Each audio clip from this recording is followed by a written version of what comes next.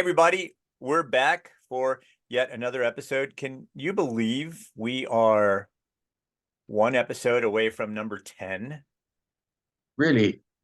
Yeah. How is that? How Because we've about that? done this is number 9. The next Really? episode Okay. will be 10, which is pretty exciting. Um It we were is, yeah. we were talking about Ramstein, and we were talking about how your music tastes evolve and Mm, change and grow and expand over time. yeah. And I think we left things off with, being okay getting out of your comfort zone. And I feel like, man, we could do a half a dozen episodes on just that alone. But how do you think that applies to music? Out of your comfort zone? Yep. I don't know. It's So if tell it's me, as both a listener and a musician, as a performer. well, getting out of your.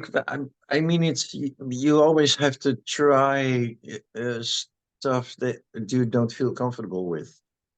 Because when Santa Parks, hello, cuckoo. So I used to do entertainment shows, as you know, as some people might know that are listening or You're a world looking famous man. People at from our all over the world have podcast. seen you Yeah. perform.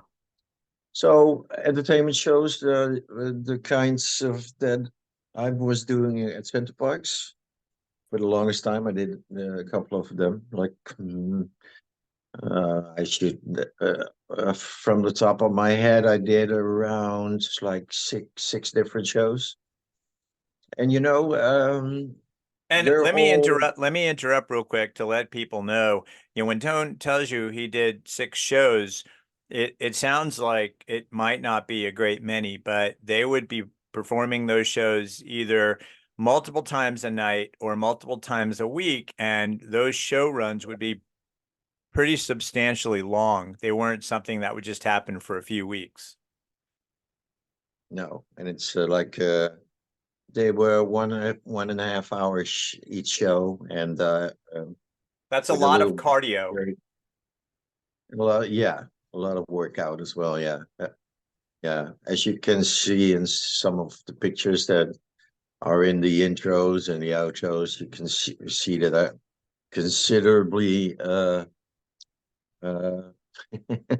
slimmer back then. Yeah, that because of all the workouts. But what I was trying to say is that uh, if you work in shows that are pre-directed and pre-written and everything, you get the whole package, and then it comes to the parks, the park that I worked as well, of course, and then you they go like, okay, we're going to do a block about the so and so subject, and this is the music that comes along with it.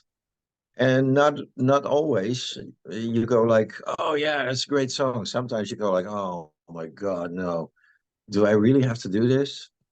And then sometimes that's a perfect example of getting out of your comfort zone, because it's your job to make that song and the scene that it's in come to life, and you That's have to right. take it You seriously. have You to can't go you like, have to oh yeah, whatever, I'll do the song. you have to take Because you can direction, see and you that. have to take the note. Yeah, so you have to sometimes you have to step out of your comfort zone. And you know, the most weird thing, well, we did a couple of weird things, but it's all in the name of comedy and having fun. It's an entertainment show. That's what it is. It's entertainment. So we had to do this stupid penguin act. You dress up like a fucking penguin, and then we did Ice Ice Baby. Well, if that isn't stepping out of your comfort zone, what else is? You understand what I'm saying? Singing I Ice do Ice Baby dressed as actually. a penguin? Actually, your point. Uh, there are several roles out there that are on my list of roles that I want to do. And a few years ago, I had the opportunity to do the Pirate King from Pirates of Penzance. And it's always been, if you remember from a previous episode, I talked about how transformative that musical was for me. That was the musical that made me realize, man, I want to be on the stage. They're having so much fun, and I want to be a part of that fun. And when I auditioned and I got the role of Richard the Pirate King of Pirates of Penzance, I was excited, and I knew the music, but that was only that was only the first step. I hadn't done any dancing in a very long time, so I had to get out of my comfort zone there and brush up on my choreography.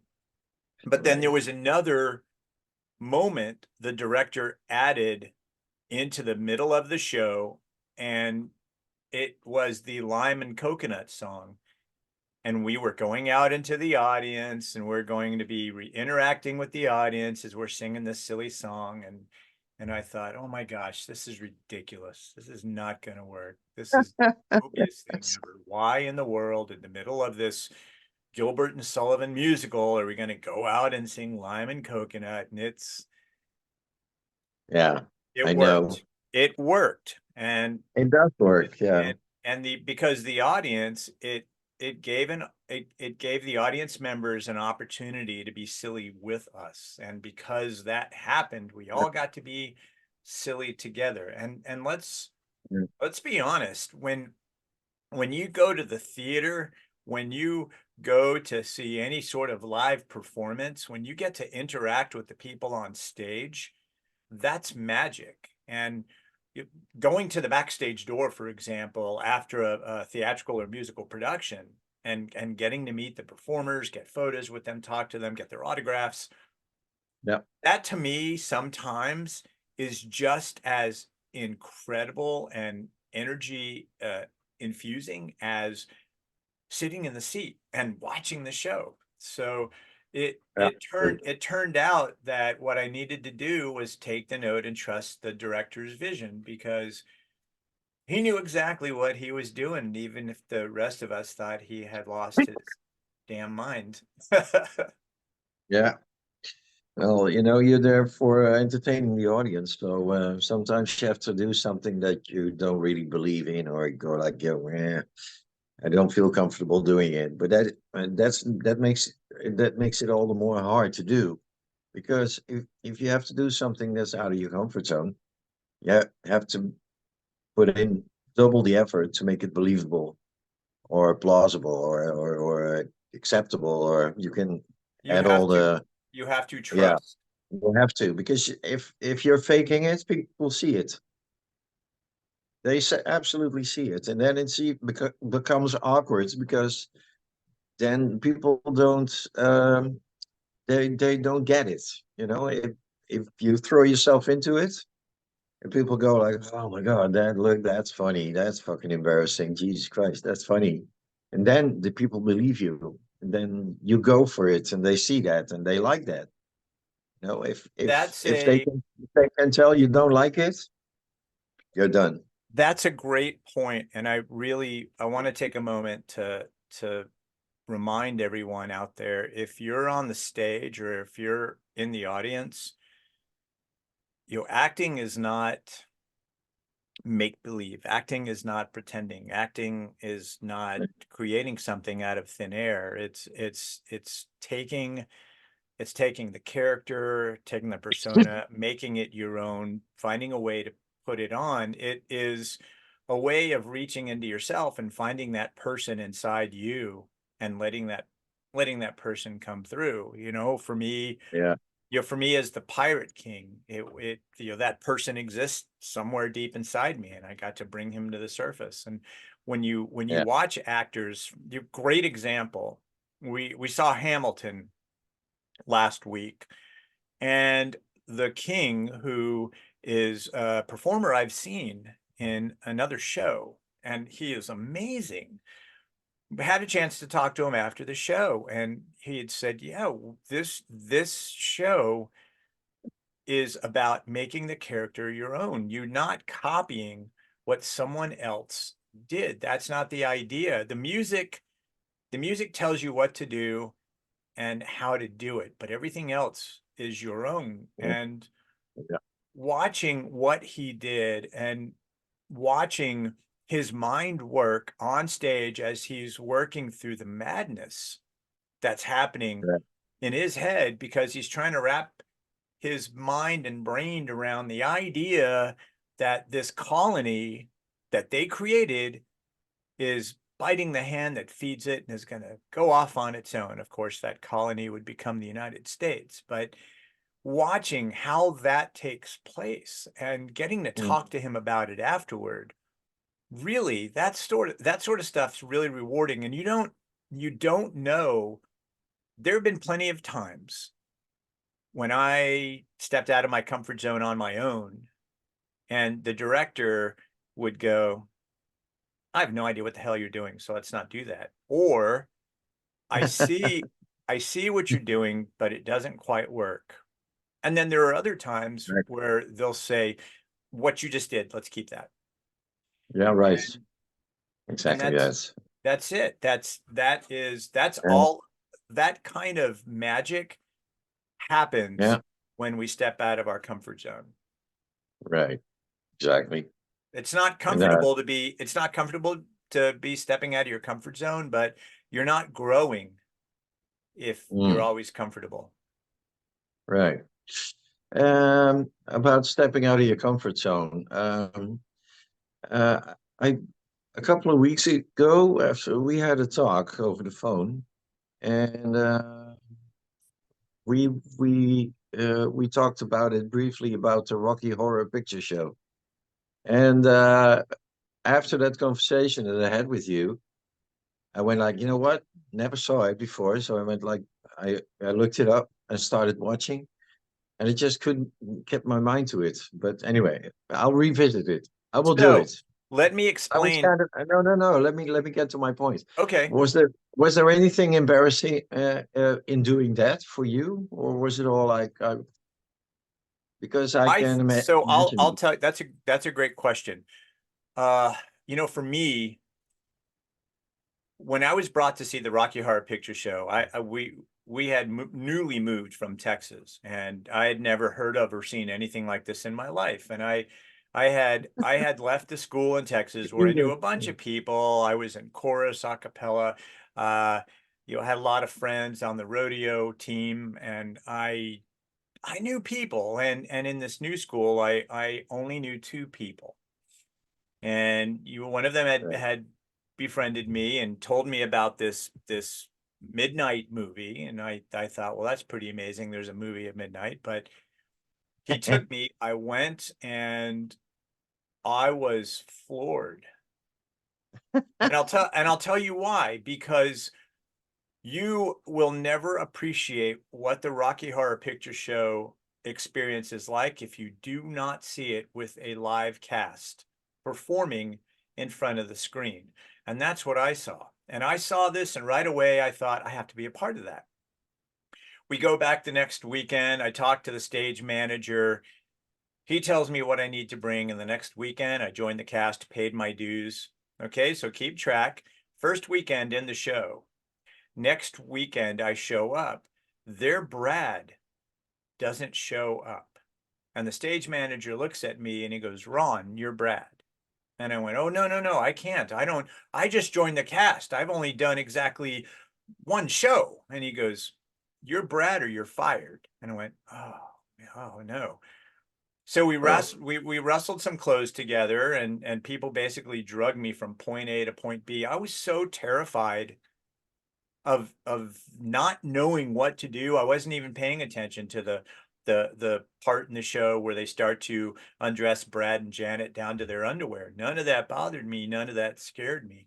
It was not knowing where to go, which I think was the most terrifying thing for me.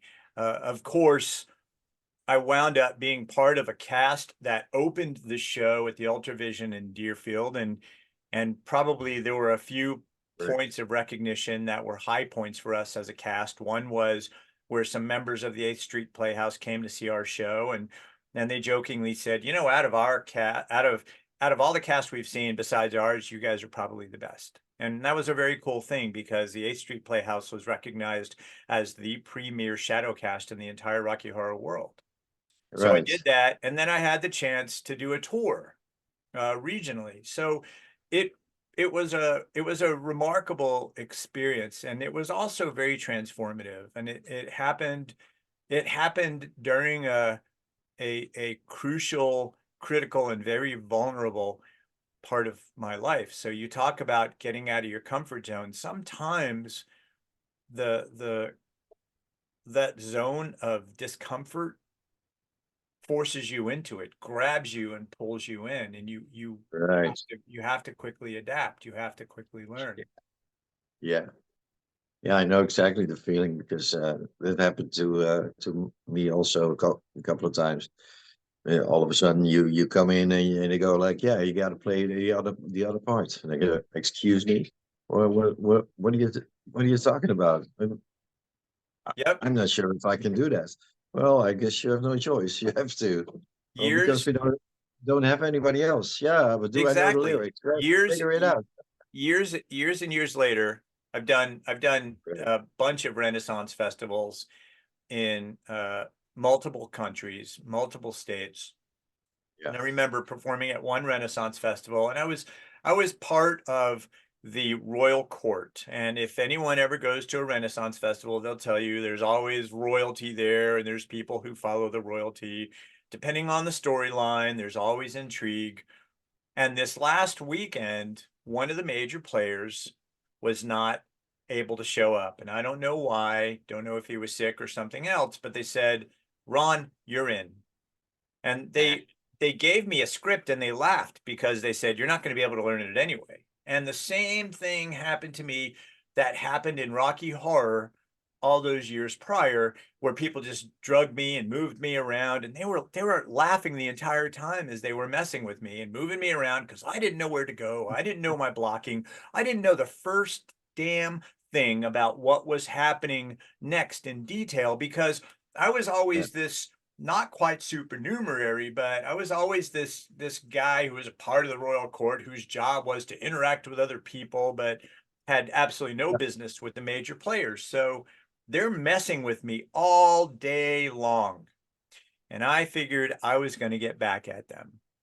And the next day, one of our scenes has three of us really close together. I mean, not more than a couple of feet apart, cheated out so the audience can see us.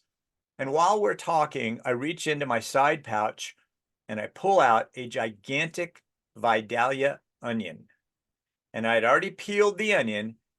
And before I speak, I take a big bite of it and I start to chew as I'm talking to the person, blowing onion vapor in their eyes, in their face. And I'm watching their eyes start to tear. And the person next to them, same thing. Audience is laughing hysterically because they see what's going on. And I'm thinking, you want to mess with me? Okay. So How the it hell was, did you go to get up with that? How did you what's come that? by that idea? How did you figure that out? That idea? Where did you get it from? Because, well, number one, Oh, my mind is a fertile respite of craziness. your mind is something else. I know. Number two, you know, my thing with practical jokes is I have two rules. Number one, it can't be malicious or mean, and number two, it can't do physical harm. That's it.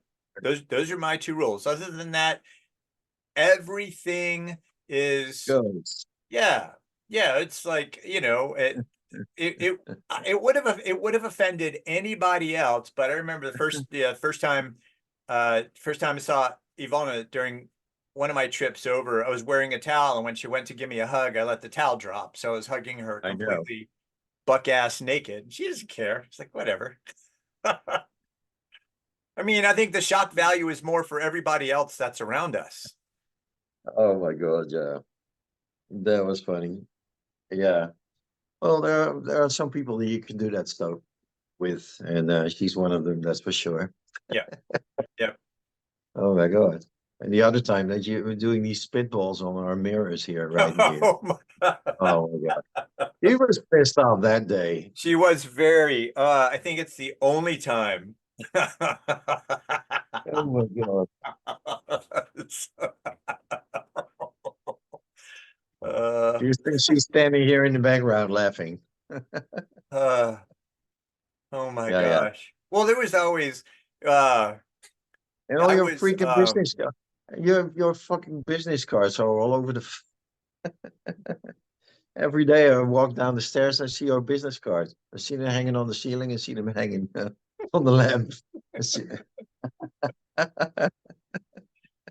they, and That's I'll get some and I'll show you next time. I don't think I have any on me, but when Brandon and Elaine and the kids came to visit, because I do the same thing with them. I hid all the business cards on their fan. So when they turn the fan on in the spring, dozen and a half business yeah. cards go flying in every direction. It Uh, happened the other day. It happened the other day. they got me back. They printed up their own business cards, 500 of them, and they hid them everywhere.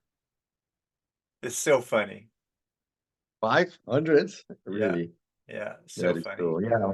Well, the business cards went flying the other day. It was last week, I guess, the week or the week before. Ina came in To for clean. cleaning the house. Yeah. And she switched on the fan. We're like, and I knew that they were there, but she didn't, of course. She went like, what? What? Ah, It's pretty funny. Yeah. yeah. Okay. Little Yeah. So sidetrack. boy, we That's went fun. way off track, didn't we? Comfort zone. Yeah. It, I think it's important to get out of your comfort zone because you also don't know whether you're on the right path or not. And getting out of your comfort zone. Here's a great Correct. example you and I can both relate to, and anyone watching or listening who's in entertainment can relate to. Anytime you go to an audition, I don't care if you know the people or not. I don't care if you have done this show multiple times. There's Correct. always a little bit of nerves. There's always a little bit of butterflies in the stomach. Always. Always. And by the way, also remember another one that we had to do in the show.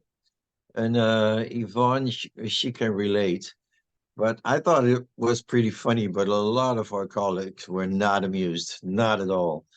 We had to play a bunch of fat peoples, and we had big stomach fillings and asses and stuff like that.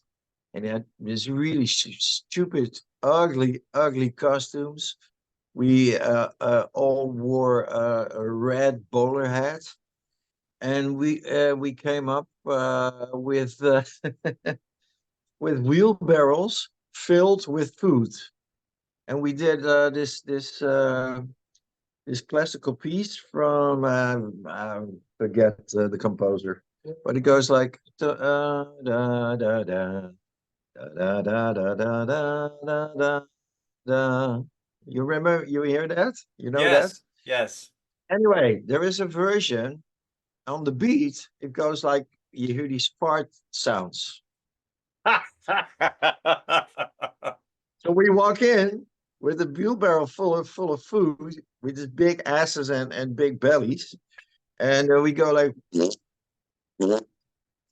oh my god! And you see people in the audience, they're they're how do you call that? They're embarrassed, uh, transcendent embarrassment. How would you call Yes, that? I don't know.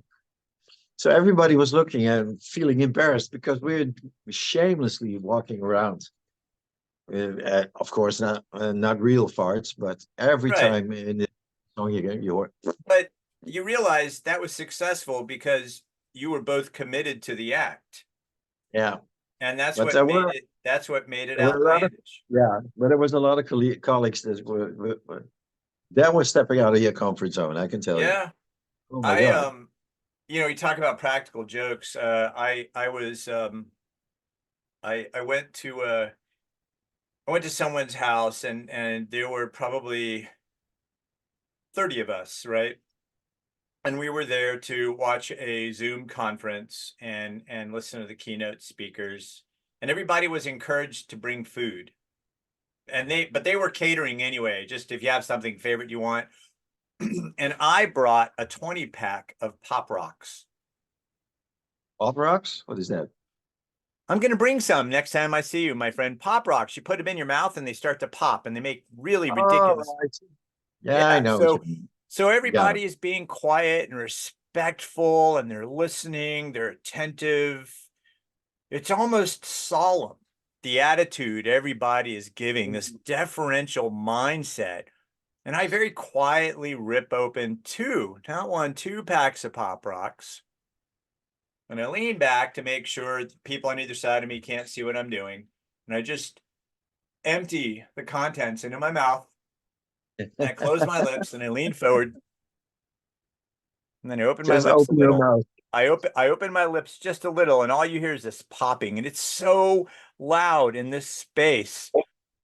And I got a couple of people who looked at me like I had somehow betrayed some solemn oath of responsibility.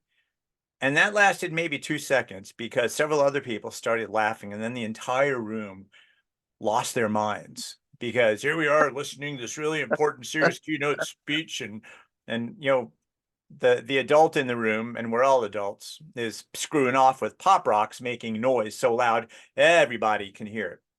And I think that's the other thing to think about.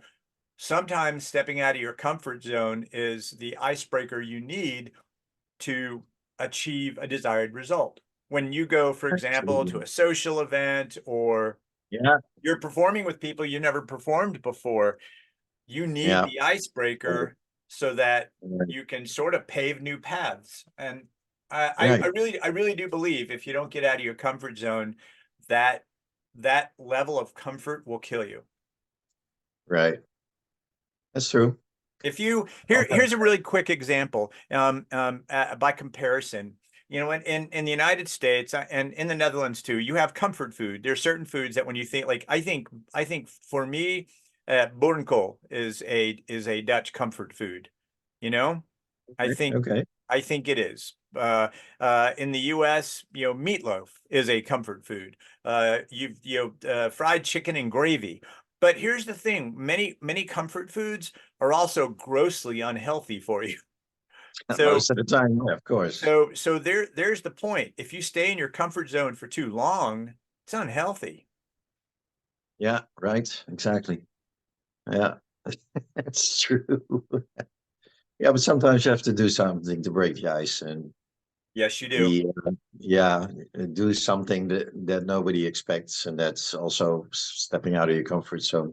But it makes life interesting, makes life funny. I agree. That's okay. Yeah, and sometimes it's really hard to step out of your comfort zone, and sometimes you go like, ah, whatever, we'll do it. Yeah, and it can bring a lot of nice results, like having fun or making up something or come to think of something, you go like, what if we do this? Yeah, that would be great. And it could be anything. It's great. You know Yeah. what? Our final show at King Solomon's Mines was a great deal of stepping out of comfort zones. Yeah. Yeah. But then you're kind of covered with the fact that it's the last show. Right. So Well, and it was you kind of almost just upfront, you can get away with it in yeah, a and way. just so people out there understand that are listening, that is sacrilege in just about any theatrical performance if the last show isn't as good and as tight as the first show. But at Right. KSM, there was kind of an unwritten expectation. The last show of the season would be a little silly. You could change Right. things up. You couldn't change the music. That was always the same. You Right. you couldn't change the blocking if it was dangerous, but everything else you could Right. change. And Right. and so we spent a week rehearsing this final show. And for example, in the treasure room after the battle between Nevada and Morden, Morden's laying dead, and then when they start, he and the Queen start their little bit. Uh, Me as Morden, I get up, I reach over behind the pile of treasure and I pull out a pink boa and I start doing this really sexy dance as Yeah, I the know. Egyptian god of the temple. How Right. ridiculous. That was awesome. That was awesome. Uh, I also did, in the last saloon show, I did the gay barman. Oh my yes. God, so funny. And also, and Rudy de Klerk, Yeah, even we pulled something and Rudy didn't know. We just did it, and because he told me afterwards, if I should if I would have known this, I wouldn't have approved it. Because exactly. yeah, because we had Batman and Robin, Harvey Two-Face Dent, we had everybody in the last show. Everybody was on stage.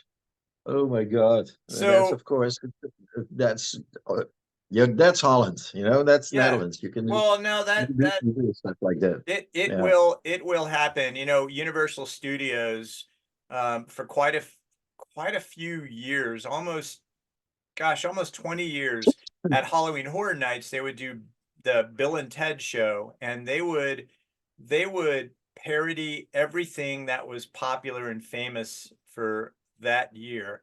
And they would poke fun at everything. It was outlandish. So it's I know it's appreciated, and certainly the audience. We had a full house for that final show at King Oh Solomon's yeah. Mines. I remember Oh that, yeah. and it took a long time for the last of those audience goers to leave. They really wanted Yeah. to stick around and enjoy for as long as they could. Oh yeah. So yeah, the point there is uh, step out of your comfort zone, because you don't know what kind of good you're going to realize for yourself and everyone around you. Absolutely, absolutely true. That's the morale of the whole episode. Yes, it Absolutely. is. Yeah. Well, looks like we've done it. We've managed to talk our way through another episode. Yeah. That's kind of easy. This was, yeah, Not a big deal. it's well, like you said, beginning of this episode, I said, man, next episode's number 10. That's fun. It is. Yeah. And but I hope I feel better the next time because Yeah, the our it's adoring awful. audience knew no better, but after we're done, go fix some tea or coffee and just rest your throat. I will. And I'll see you next time. You will. Any final thoughts before we cut everybody loose? Not this time. How about you? I I'm just already gonna said something. I'm gonna repeat what I said before. Don't be afraid to step outside your comfort zone. People do it all the time.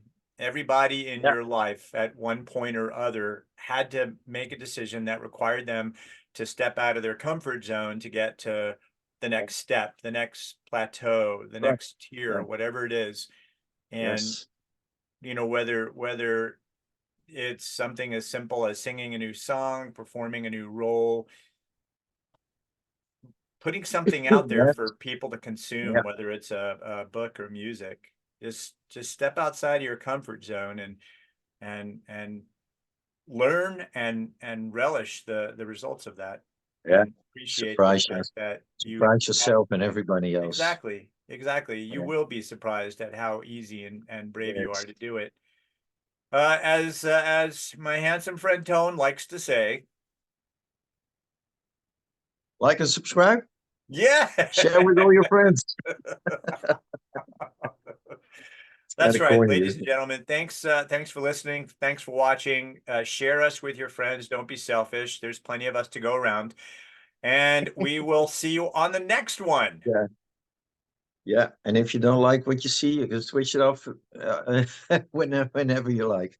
And That's if also not, true. keep But tell us listening. if you don't like what you see, let us know what you'd like to see, and we'll make sure to include it, Exactly. as long as it's, within reason. All right.